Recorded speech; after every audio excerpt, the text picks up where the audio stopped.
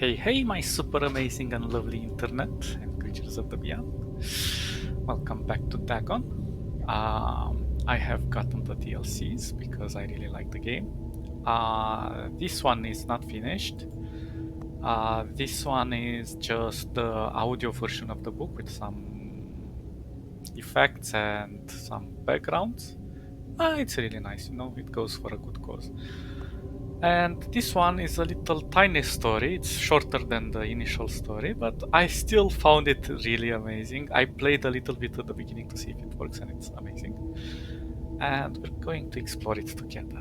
So, let's embark into Dagon, the Little Glass Bottle DLC. Is it working? Okay. The Little Glass Bottle is a short 5-10 minutes adaptation of a story by Howard Phillips Lovecraft. Oh, his name's all. So I never know it was Phillips. Damn it. Written when he was about 7 years old. Original 7 years old. I didn't read this part. Original words and spelling have been kept. Interesting. All profits from DLC are donated to humanitarian aid. That's nice. Click for more information. Thank you for your support. Okay. Heave to! There's something floating to the leeward. 7 years old, and he writes better than I can ever write. The speaker was a short, stockily built man whose name was William Jones. Okay. He was the captain of a small catboat in which he and a party of men were sailing at the time the story opens. Wait, let's look for little clues. I wish they would make them a little bit easier to spot, because I missed some of those in the main game. But oh well, we'll see what we can do. Aye, aye, sir, answered John Towers, and the boat was brought to a standstill. Also, as you have noticed, the visual graphics are different than the main game. I think this cartoonish look is to give the child perspective. So yeah, it's nice. Captain Jones reached out his hand for the object, which he now discerned to be a glass bottle. Nothing but a rum flask that the men on the passing boat threw over, he said. But from an impulse of curiosity, he reached out for it.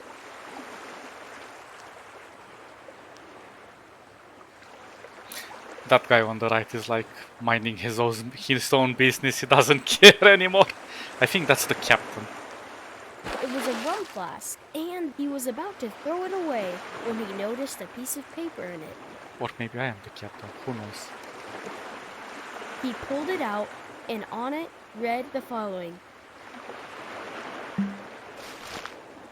January 1st, 1864. I am John Jones, who writes this letter. Yeah, that's how you start writing a letter. My ship is fast sinking with the treasure on board. Oh, perfect information. It's like, my ship is sinking. Come, I have treasure. I am where it is marked on the enclosed chart. Really?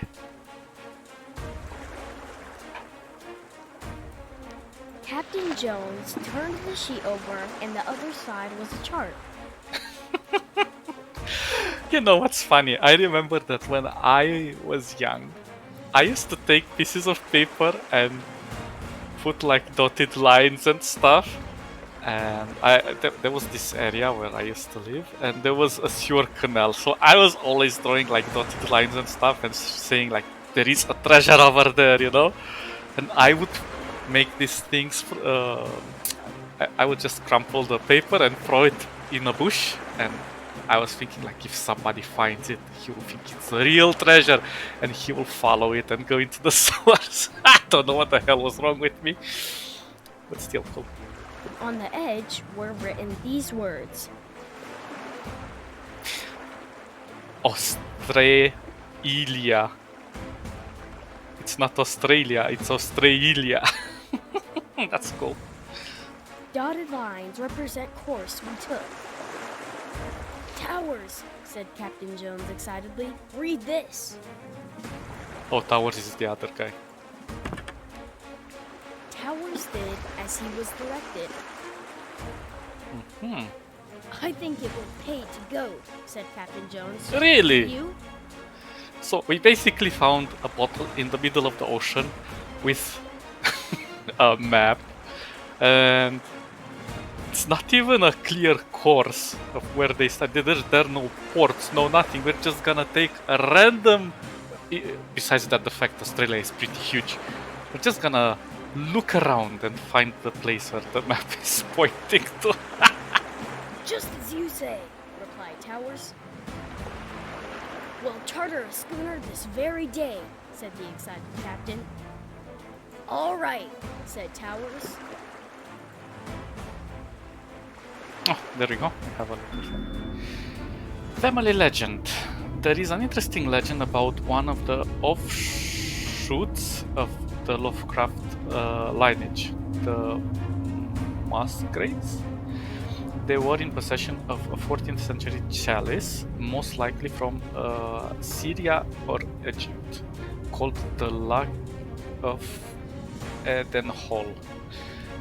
Legend has it that the goblet belongs to some fairies who happily drank from it at the Saint Cuthbert's well, when curious people suddenly appeared there. The fairies escaped, abandoning the goblet. Then one of them shouted out a warning: "If this cup should break or fall, farewell, the luck of Edenfall." Interesting. Fortunately, the chalice survived, and you can still admire it in the V&A Museum in London. Really? This legend has been reappearing in pop culture over the years, ranging from an old German ballad through the name of a pop rock band to manga. Interesting. Didn't think that manga would make it into H.P. Lovecraft, but then again, anything is possible.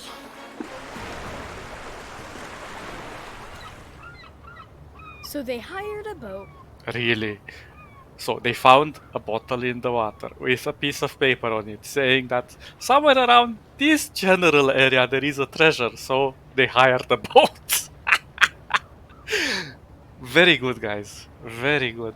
I'm really proud of your logic. Oh wait, I need to continue. Close. There is a wide area. Oh, there we go. Childhood games. One of Lovecraft's favorite children's games was crafting complex scenes using building blocks, models, tin soldiers, and clods of earth. With their help, he played out various historical scenarios. Damn, I never heard of history at 7 years old. I barely started learning about history when I was like in school or something. I can't remember. Yeah, well, obviously in school, but I mean, I don't remember the age. These events were sometimes short-lived. They presented a war, a plague, or simply a thrilling spectacle of travel, commerce, or some event that led nowhere, but sometimes they spanned long eons, reflecting chances in the appearance of the landscape or buildings. It is especially interesting considering his latter writing career. That's true.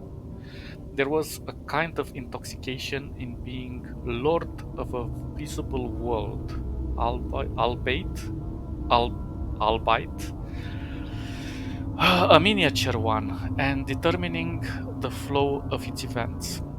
It was not the only childhood pastime. He enjoyed riding a bike he received from his 10th birthday, so much that Years later, he describes himself from that period as a veritable bicycle centaur.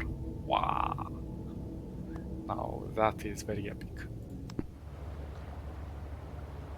Yeah, cool. I kind of like this perspective of the game. This DLC looks nice.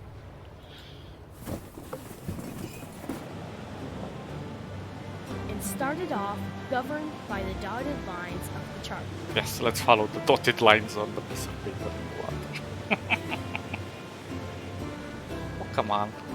There should definitely be more clues.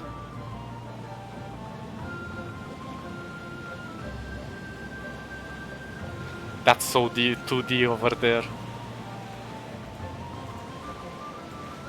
Oh, look at the clipping through the sail.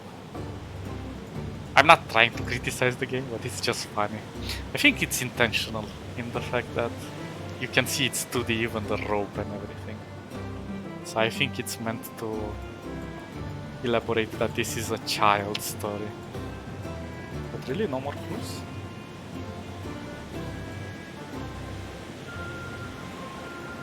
Well, maybe down there?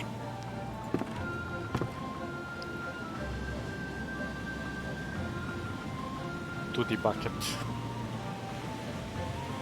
Oh, there we go. I think that's the clue. So we have 1, 2, 3 crewmen. Although it's a copy-paste, I suppose. Fascination with science. H.P. Lovecraft learned to read at the age of 4. Are you kidding me? He quickly became interested in exact science, especially chemistry. As a 9-year-old, really, he even started publishing his own amateur magazine, the Scientific Gazette, and sometime later, the series The Chemistry. Jesus Christ, at 9 years old, I was running around and spanking girls on their ass. And they were like older girls than me, like they were like 18. And I would run away and they would chase me, but I would get away with it because I look like a handsome little devil. So yeah, I did tell you guys that I was a little devil. Around 1900s, the future master of horror developed an interest in Antarctica and began writing treatises on expeditions to that continent. This undoubtedly influenced one of his famous works, At the Mountain of Madness. True. Written 30 years later. Amazing story. I highly recommend you guys read it. As a 12-year-old, Lovecraft discovered astronomy, which he later considered his most moving experience, realizing the immensity of the cosmos had a huge impact on his own worldview and work, laying the foundations for the cosmic horror genre. The mastery of the concept of an expanding universe still makes me shudder in a unique manner. A Confession of Unfaith, 1922. Interesting. Look at that map. And we have rum, because we're kind of like... Well, we're not pirates, we're... I don't know what the word is. Privateers? I suppose. In 4 weeks, they reached the place where directed. Definitely.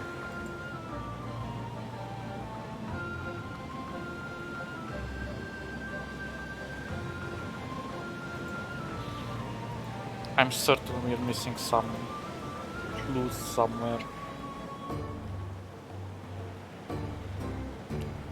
Oh, it's not.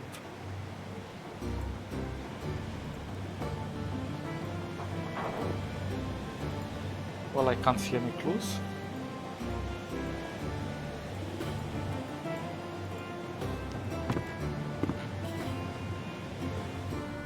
And the divers went down. So he even got suits.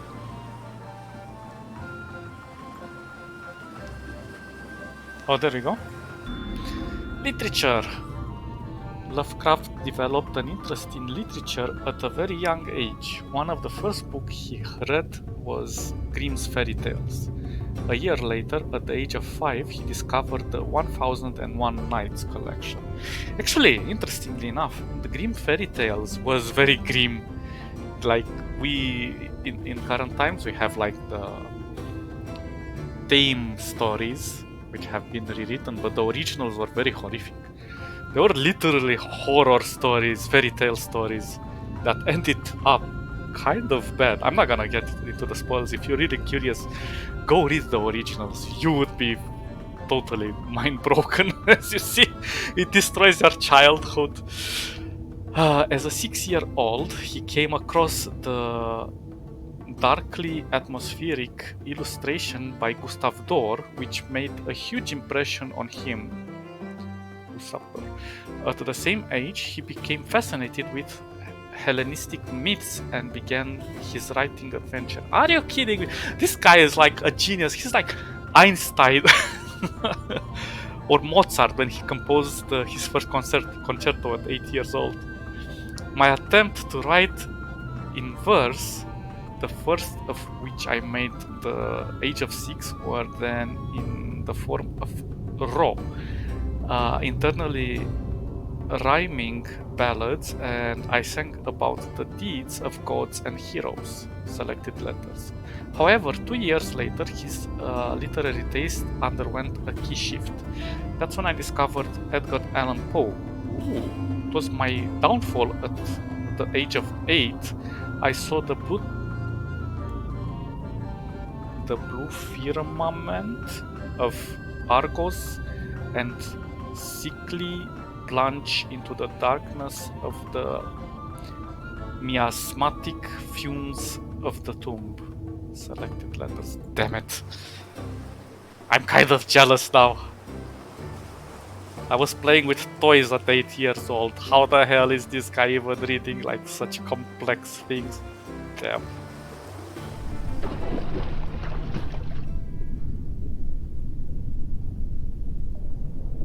Oh, this looks a little bit like Subnautica. We should play that game one day.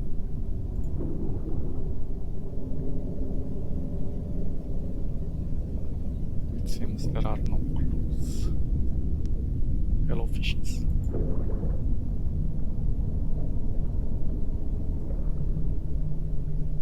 What about here?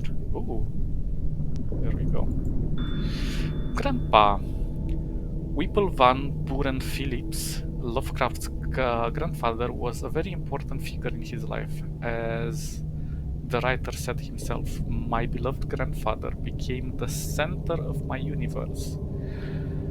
Van Buren Phillips introduced his grandson to various works of art he brought from his travels, exchanged letters with him, and helped him develop his passions. He largely replaced Lovecraft's dead father. Oh, interesting. Interestingly, he also cured him of his fear of the dark by encouraging him to walk through a series of dark rooms. Young Howard's grandfather was probably the only family member to tell Lovecraft improvised mystery tales, which undoubtedly influenced his later work. That's cool. He had such a cool grandfather.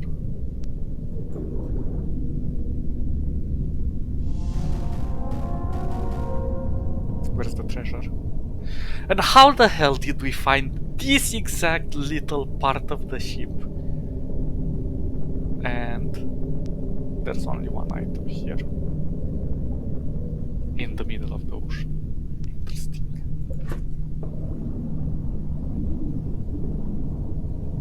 I was half expecting something to attack. But that's it. I have to go back. And came up with an iron bottle. Wow. Perfect lemon. They found in it the following lines scribbled on a piece of brown paper. Oh, more literature.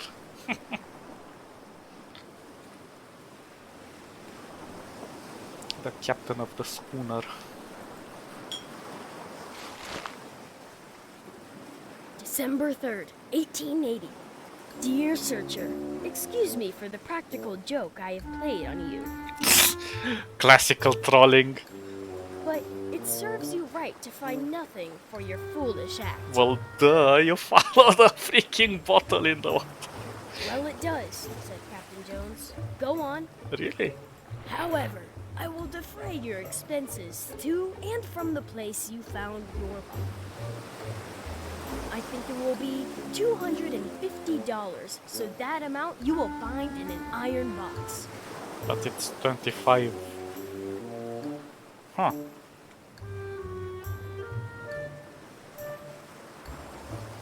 But I don't think it's a mistake that we put that dot there, is it? Or, I don't know. I know where you found the bottle because I put this bottle here. And the iron box. No kidding.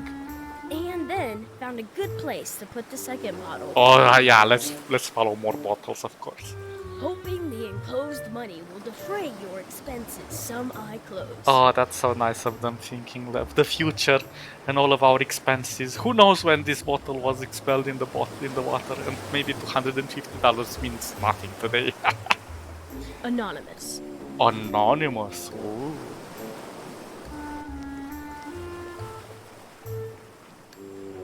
This is the only clue. Oddities. There are a few puzzling elements in the little glass bottle. For example, the number 25, which is not a typo as this amount appears in the text 3 times. Oh. It's not entirely clear why Lovecraft decided to write out the number this way and what he meant by it. Probably a coding experiment or something. While publishers and translators interpreted it in various ways, in our opinion, he most likely meant $250. The map used in the game replicates the original version that drawn by Lovecraft for the story. Oh, that's cool. Did you notice that the landmark marked on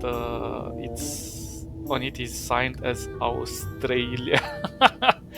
A simple typo, or maybe young Howard was already crafting his own lands and unknown islands in his imagination. That's cool. It is also puzzling that the dates in the letter in both bottles are almost 70 years apart. Oh, I didn't even notice that. That's so cool.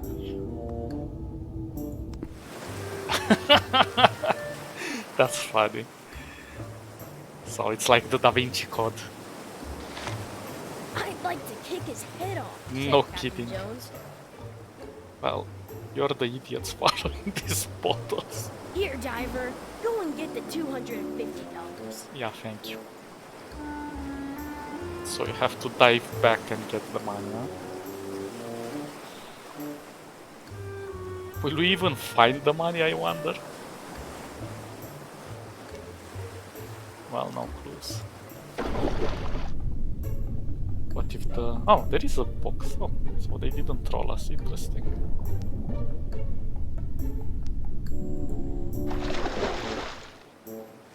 In a minute, the diver came up bearing an iron box. A minute? Damn, that was fast.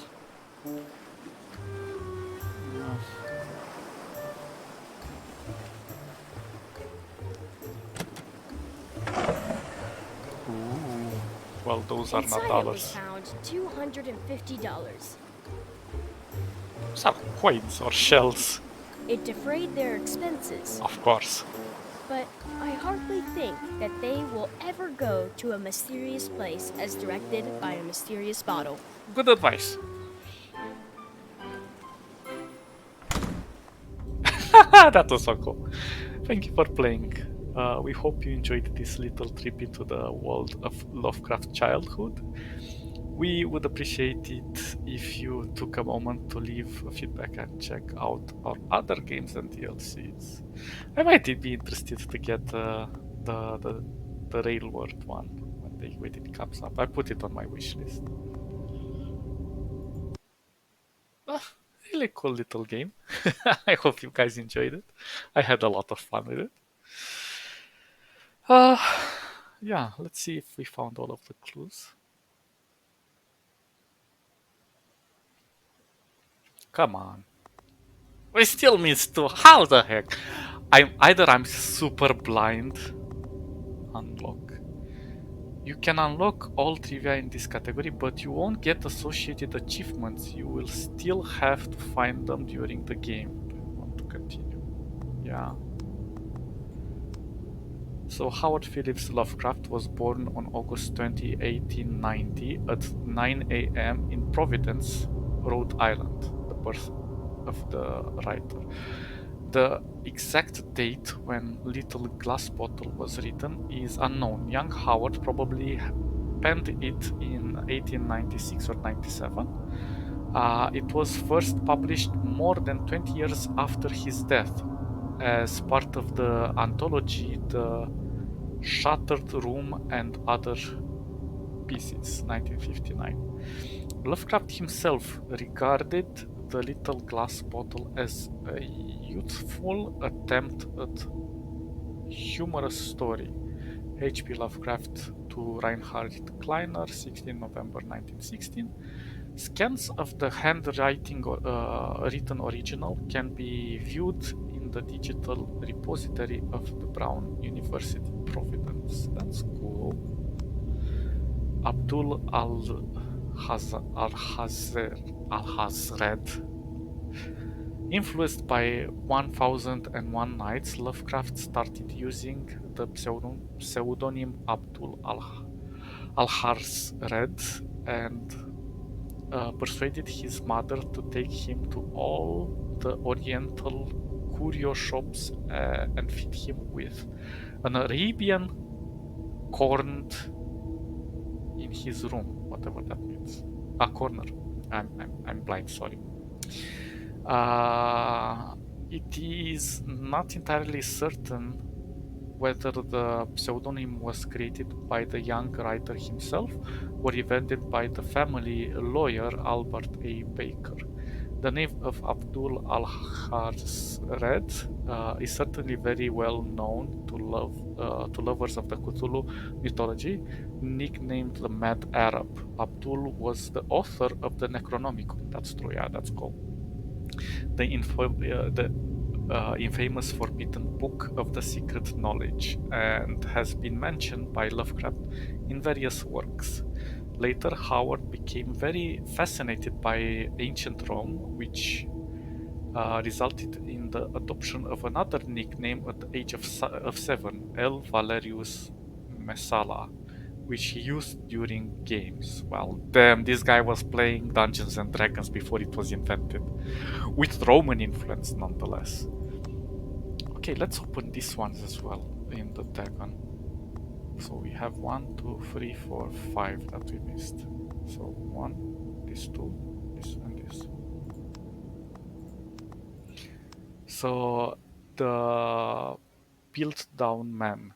Lovecraft would often use the latest scientific discoveries as inspiration for his work. He would even update his stories at the last moment in order to make sure they reflected the latest breakthroughs. Unfortunately, this method was not without its flaws. After Lovecraft's death, the Piltdown Man discovery mentioned in Dagon turned out to be a paleoanthropological fraud. In 1912, Charles Dawson, an amateur archaeologist, announced that he had discovered the missing link between ape and man, the fossilized remains of previous unknown early human. Years later, they turned out to be a forgery, but by that point, the fraud had already managed to negatively affect the early research of human evolution. In the year when the discovery took place, the majority of the scientific community believed Dawson indeed found the missing link. In 1953, Time magazine published evidence providing that Dawson was a conman. It turned out that the fossil of the previously unknown early humanoid, consisted of human skull, a jaw of an orangutan and a chimpanzee teeth. That's cool. The atheist. Lovecraft considered himself an atheist, an absolute materialist, which he attributed partially to the early childhood interested in astronomy and science in general. In his own words, I am indeed an absolute materialist so far as actual belief goes, with not a shred of credence in any form of supernaturalism, religion, spiritualism, transcendentalism, metempsychosis, or immortality. All I say is that I think it is damned unlikely that anything like a central cosmic will, a spirit world, or eternal survival of personality exists. They are the most preposterous and unjustified of all the guesses which can be made about the universe, and I am not enough of a splitter to pretend that I don't regard them as errant and negligible moonshine. In theory, I am an agnostic, but pending the appearance of radical evidence, I must be classed practically and provisionally oh my god, I cannot pronounce it, provisionally, as an atheist. Source: Against Religion, the Atheism Writings of H.P. Lovecraft. Mythos, the Myth and Tales of H.P. Lovecraft and Robert A. Howard.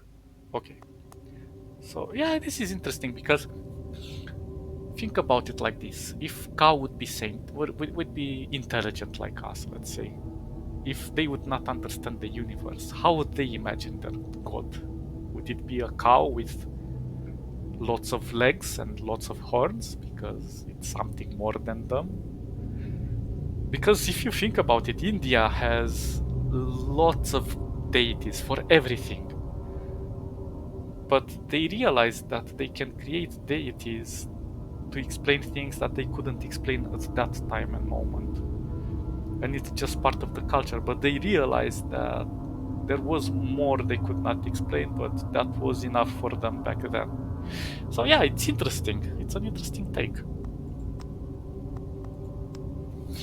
In defense of Dagon, in 1921, Lovecraft released a series of 3 essays. The defense reopens, the defense remains open, and final words. Later published as a collection titled In Defense of Dagon, in which he rebuked a series of criticisms directed at his work. Some notable quotes: I paint what I dream, and I will let the public settle the rest amongst themselves.